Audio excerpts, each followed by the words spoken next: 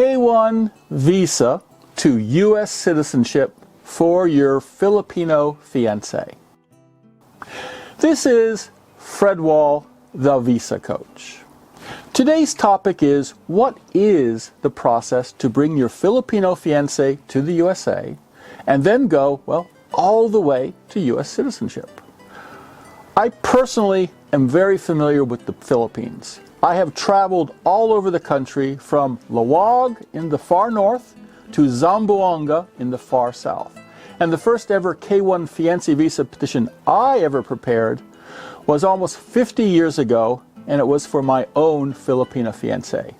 I am Fred Wahl, the Visa Coach, and I work for you to prepare and craft your applications to submit to U.S. immigration. And sometimes callers ask me, do I fill in the forms for them, or do they have to do it themselves? Well, of course, me and the Visa Coach team will prepare your application for you. And unlike the other services, we do not abandon you once you submit your application, but we remain at your side and continue working and guiding you all the way on this journey until your Filipino fiancé calls and say, well, she is on the way. So what is your current situation? Well, you have fallen in love, and your special someone is from the Philippines. But COVID has blocked you from meeting in person, and you have been desperately waiting for quarantines and restrictions to be lifted. And now finally, in February 2022, they have been lifted. Finally, you can meet. Finally, you can start the process to bring her or him home to the USA to join you for a happy married life together. So what do you do? Well, besides getting on the first available flight to the Philippines, you need to prepare yourself, well, to overcome a complicated and difficult immigration system that stands in the way of your happiness. But fortunately, I am here to help you. So today I'm going to explain how to bring your Filipino fiancé home to the Philippines, home to the USA. And please watch to the end of this video, because near the end I will also explain what happens after your fiancé arrives. After all, after going through so much effort, you don't want him or her to have to leave your side. And so I will speak about the next steps after arrival, how to get approved for permanent residency, and finally, how your partner can become a U.S. citizen. Now, let's talk about how to bring your Filipina fiancé to the USA. So the big picture is, well, we prepare an application, and it is submitted in the USA to the United States Citizenship and Immigration Service, called USCIS. And then once USCIS has completed its review, well, the case is handed over to the U.S. State Department's National Visa Center, NVC, in New Hampshire. And finally, NVC couriers the case overseas to the U.S. Embassy in Manila for the in-person interview and approval of the fiancé visa. Then your fiancé uses this visa to travel to and enter the USA. So now let's get into the details. First, we submit a thick package of application forms and supporting documents and evidence. This is the front-loaded petition that, well, Visa Coach is famous for. My philosophy, the Visa Coach philosophy, which we rigorously follow on every case Team Visa Coach works on, is that success, final outcome, final approval depends 99% on the quality of your application that you and we put together and submit to U.S. immigration. So we take every opportunity, leave no stone unturned in making your application as complete and persuasive as possible.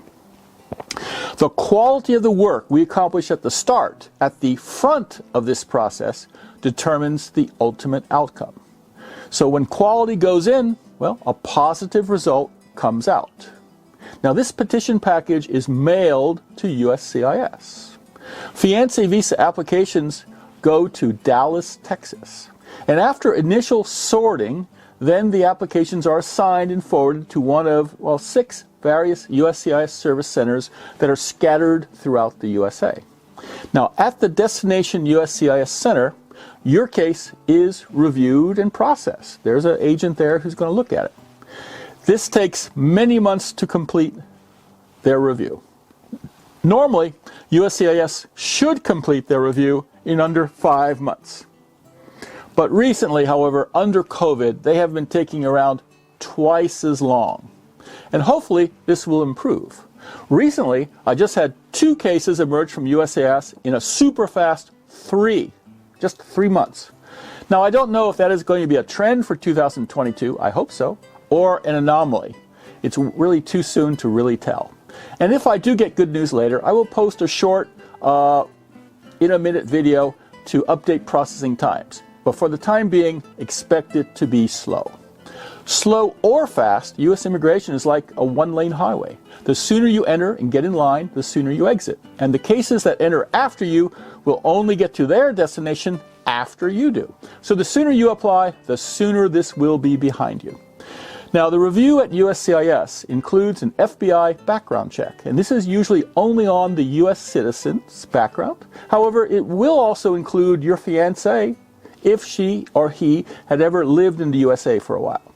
When USCIS is satisfied with your application, they approve, or at least as far as they're concerned, then hand it over to the NVC based in New Hampshire. Normally, NVC holds fiancé visa applications only briefly. They quickly touch the application just long enough to confirm that the case should be sent to Manila, assign a new case number that starts with MNL, pack it into a DHL mail bag, and ship it off to the Philippines. At least that is the way it normally works. But the Philippines shut down, and shut down hard, back in March 2020. And since then, the shutdowns and quarantines have continued, and most businesses and services were closed for extended periods. Some still have not reopened, some only partially reopened. The U.S. Embassy in Manila followed the local quarantines as well. And while closed or only partially open, cases have kept piling up. So today there's about a year's worth of cases which were approved at USCIS, assigned to Manila for processing, and are still waiting for their interviews.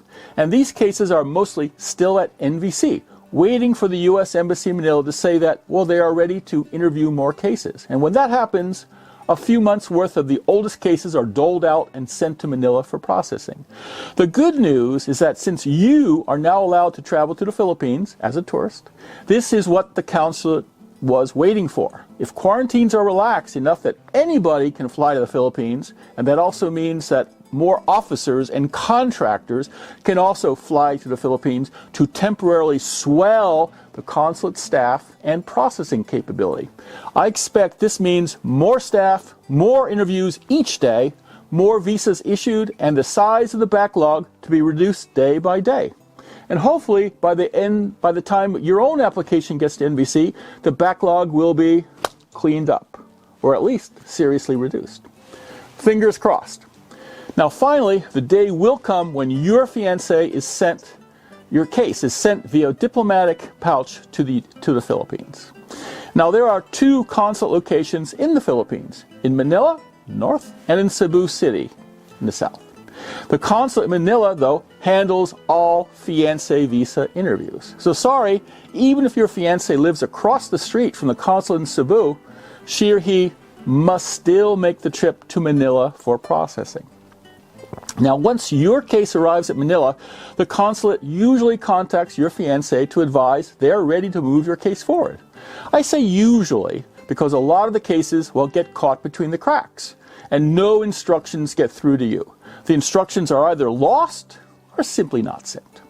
I work with my clients to track their case's progress, and with or without a notification from the consulate, I know when to start you on the steps to follow and when to do so. Now, the consulate uses a commercial booking service called ustraveldocs.com that collects visa fees and helps schedule appointments. So the first step for your fiancé is to register at this service's website. Your fiancé obtains a deposit slip from the booking website and uses it when paying the $265 visa application fee. This is normally done in person by your fiancé, bringing her his passport and the payment to a branch of the Bank of the Philippine Islands. Now, the following day, the website is updated, confirming that the fee has been received. And a calendar pops up, now available for your fiancé to choose a day for the interview. And in addition to scheduling the interview, well, a few more things need to be accomplished before the interview takes place, okay? So you, the U.S. sponsor, sends your fiancé the affidavit of support we have completed for you, along with your corresponding financial evidence. 2, your fiancé obtains the certificate of no marriage, called CENOMAR, pronounced CENOMAR, from the Philippine Statistics Office. 3, your fiancé obtains police clearances from the Philippines and from each country where he or she has resided for over 6 months. And finally, your fiancé undergoes a 2-day medical exam at St. Luke's Clinic in Manila. Now, finally, on the big day, your fiancé attends the interview at the U.S. consulate. Shortly after arrival at the consulate, your fiancé will be greeted by a local Filipino clerk and asked to show all the documents that the consulate expected to be presented for your case. The clerk will go over each item on his or her checklist, ticking off that your fiancé has brought the needed documents. Now, it's critical that your partner be well prepared and has brought everything that is required. Failure to bring even one of these items might cause the interview to be canceled, or, if allowed to proceed, might add months of additional delay till the visa is issued. Because this is so critical, and with proper planning, it's so easy to avoid this kind of problem, that we at VisaCoach prepare for you a personalized, precise checklist on what must be brought to the consulate without fail for your case. We prepare this checklist using our knowledge of your background and situation combined with our previous experience working with the consulate, knowing what they want and what they don't want. Now, finally comes the actual interview. This is when your fiancé meets with an American consular officer. It is no longer the local hires. The officer will be making the final decision on your case. So this is the big event. Now, during the interview, the consular officer must be convinced that your relationship is bona fide and not a sham contrived for immigration purposes. And I'm sorry to say this, but U.S. immigration has had a long and troubled history with fiancé and spouse type visas. Their experience has not been a good one. For regular immigration, there are simple tests of eligibility. For example, if a naturalized U.S. citizen were to apply for his or her mother or brother to immigrate to the USA, the simple test would be birth certificates. As all the names on these official documents would match, the mother or brother would be clearly eligible and approved for their immigration visas. But for romance type visas, for fiancé visas like you have submitted, there is no simple clear test. Instead, the officer must rely on you and your fiancé's words, your statements that your relationship is real, not a sham for immigration purposes. Please don't get me wrong. I know that you are totally sincere, totally in love, totally genuine. But the officer does not know you like I do. There is nothing personal about the officer's suspicions. The problem is that the well has been poisoned by the con men and scammers who long ago figured out that they could trick their way into the USA. These crooks have made it difficult for honest people. Now, because no simple, reliable test exists, because so many consular officers have been tricked and made fools of before, because of their frustration and embarrassment, the consular officers have decided to take the pessimistic and confrontational attitude that all romance visa cases are probably shams, not bona fide. Sadly, they will treat you and your fiancé as guilty until proven innocent. Now, the original application that we prepared and submitted to USCIS long ago at the start of the application process now is open on the consular officer's desk for his or her preparation for the interview. The officer always reviews the application while your partner is waiting in the lobby of the consulate. He or she is preparing what questions to ask and is searching for red flags that, well, increase his or her suspicion. The officer is looking for reasons for denial. And this is why the VisaCoach method of front-loading a petition is so valuable. We craft each application understanding the consular officer's standpoint. We understand, as a professional, if he or she finds convincing evidence of your sincerity, he or she will be prepared to approve and issue the visa. We also know that if it is not totally clear that the couple is genuine, if for any reason he or she is not totally convinced that the officer, well, he would prefer to deny instead of taking any chances. After all, if he or she approves a scamming couple, the officer's career and reputation is hurt. But if the officer denies an honest couple, well, he or she is only being diligent, and the denied couple can always reapply. So, no harm done. So what we want to do is help the officer make the right decision. We help him or her do their job by going the extra mile to make sure your application does the talking for you, that it contains what is needed to convince a reasonable but skeptical person to trust you and your situation. It would be nice if you could attend the interview and personally smooth out any misunderstandings before they cause problems. But you won't be there. Only your fiancé will attend the interview. And even if you are present in the Philippines, you will not be able to enter the consulate. You will be kept outside. Your fiancé faces the interview alone. Now, while you can't be there in person, our plan at VisaCoach is to help you to be there at least in spirit. With each VisaCoach's front-loaded application, we include your personal statement from you that describes how you met, why you were attracted to each other, the development of your relationship, key moments in your courtship, the circumstances of your proposal, your plans for the wedding, for your future lives and family together. Bona fide couples have history. They have plans. Their history and plans have many, many details. By sharing these details, we help the officer get to know you. And once the officer gets to know you, he or she is surely going to trust you and your situation. For most of my clients, creative writing is difficult. I know it's difficult for me. But I have designed our system at VisaCoach to help make it easy for you to tell your important, honest, detailed story. We guide you step by step, bit by bit, prompting you with short questions in order to hear your answers in your voice. Then using our expertise in what is important to the consular officer decision, we combine and edit your notes together, crafting a clear, reasonable document that goes a long, long way to bring the consular officer to an understanding of you and your fiancé as two sympathetic human beings, two people who are truly in love, people who easily could be his neighbors back in the States. By front-loading your petition with well-chosen evidence, by including you there in spirit, we set the tone for a successful interview. Now, most of VisaCoach's interviews, well, are short and sweet, ending with "Welcome to the USA." About 2 weeks later, the consulate has printed the visa into your fiancé's passport and then returns her his passport to your fiancé using LBC Express Courier. The courier will deliver it to your fiancé's home. They have offices and couriers on mopeds scattered all over the Philippines to help do so. Or if your fiancé prefers, she or he can arrange to personally pick up the passport at one of 99 LBC offices, including one at the Mall of Asia. Your fiancé's K1 fiancé visa is valid for 6 months from the date of the St. Luke's Medical. And this gives your fiancé plenty of time to settle fares before leaving for the USA. But before your fiancé boards the aircraft, she or he must attend a 2-hour class sponsored by the Commission on Filipinos Overseas, CFO.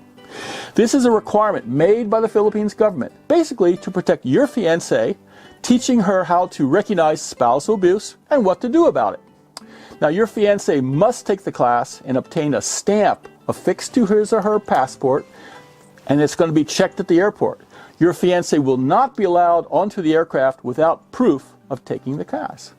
Now, arriving on a K1 fiancé visa, you have officially 90 days to get to know each other better and decide to marry, yes or no.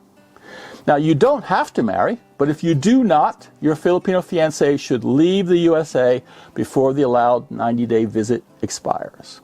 Now, assuming you marry on time, your Filipino spouse can remain in the USA, does not ever have to leave, providing that you and your spouse apply to USCIS for permission to stay. The new application is called Adjustment of Status. Your Filipino spouse adjusts his or her immigration status from a 90-day visitor to a lawful, permanent resident. Now, VisaCoach helps you prepare this application too. Previously, U.S. immigration was concerned about fraud. Well, they still are. So this application again must contain critical evidence of a bona fide relationship. We include evidence of the wedding, honeymoon, setting up a home together. We again help you write your statement updating what is happening now in your bona fide relationship in the USA. Now the process to get the green card is slow, usually taking over a year. But once permanent residency is approved, your Filipino spouse gets the green card. But wait! The green card has an expiry date that's only 2 years away. Now the reason that they only issue a conditional green card, valid for only 2 years, is because, well, U.S. immigration is still cautious. They are still skeptical about your romance case, and they want one more opportunity to catch you in fraud. So just prior to the end of the 2 years lawful residence, VisaCoach, we apply to USCIS once again. This application is called removal of conditions on residence. And at the end of this process, usually 1 to 2 years, your Filipino fiancé finally gets a regular green card, and this one is permanent without any conditions. Now for many, this is the end of the U.S. immigration journey. Your Filipino spouse has her or his green card, can reside in the USA as long as he or she wants. Your spouse is still a citizen of the Philippines and still uses her or his Philippines passport when traveling outside the USA. However, for most, there is one last final step that can be taken. Once your Filipino spouse has been a lawful U.S. resident for 3 years, if she or he wants, she can apply to become a U.S. citizen and be able to vote in U.S. elections and travel using a U.S. passport. Now, the couples team VisaCoach helps become our friends and family. And we are honored to guide you through each step of the immigration journey, starting from courtship to arrival and fiancé visa, to green card and permanent residency, and finally all the way through to U.S. naturalization and citizenship. This was Fred Wahl, the VisaCoach, and I'm here to personally guide you on this journey. Now please like or add your comments to this video, and click here for our monthly newsletter and receive bonus ebooks. Here for YouTube's recommendation, here for the full playlist on recent videos on Philippines visas, and here to subscribe to our channel.